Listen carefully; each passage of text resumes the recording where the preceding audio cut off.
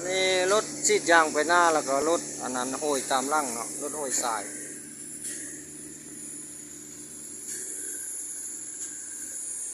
นี่เป็นรถโหยสายเนาะ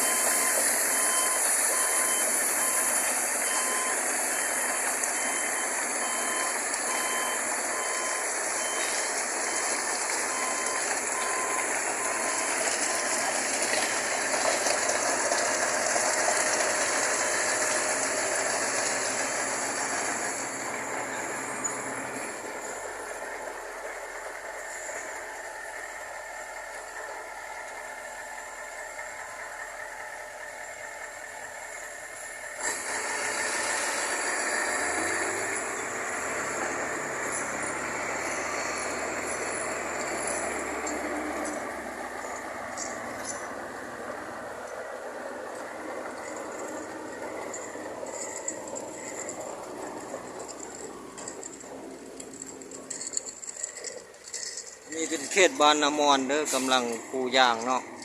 เขตบ้านนามอนเส้นทางกระซี่เมืองแมดกิโลเมตรที่11เนาะ